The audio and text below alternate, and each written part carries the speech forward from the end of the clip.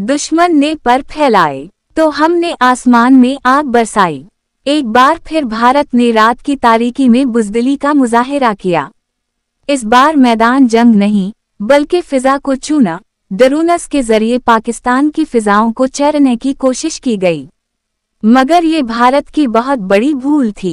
पाकिस्तानी सरजमीन पर नापाक कदम रखने की जसारत का नतीजा क्या निकला।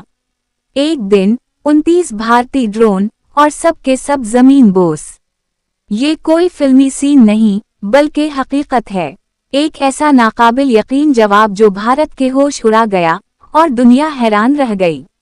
दुश्मन ने कराची, लाहौर, गुजरानवाला, चकवाल, मियांवाली, अटक, ननकाना और दीगर शहरों में ड्रोन्स भेजे, मगर पाक फौज ने ऐसा शिकार किया कि एक भी परिंदा सलामत वापस न जा सका। ये सिर्फ दिफा नहीं था, ये एक पैगाम था। हमारी फजाएं महफूज हैं और हमारी खामोशी कमजोरी नहीं बल्कि सब्र है।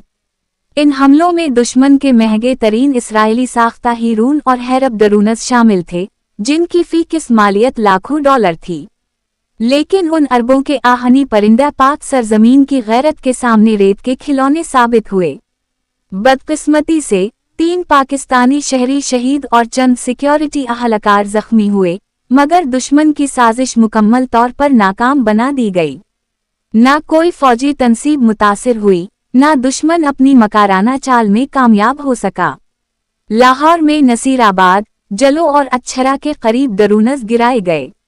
वाल्टन में तबाह होने वाले ड्रोन की वीडियो मंजर आम पर आ गई, जो कौम के जज्बा ईमानी और अस्करी महारत की गवाही है।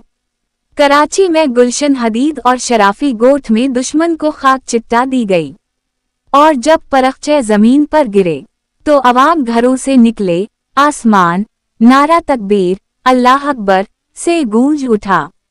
ये मंजर दुश्मन को बताने के लिए काफी था। ये कौम न सिर्फ जाग रही है बल्कि हर कीमत पर अपने वतन की हिफाजत जानती है।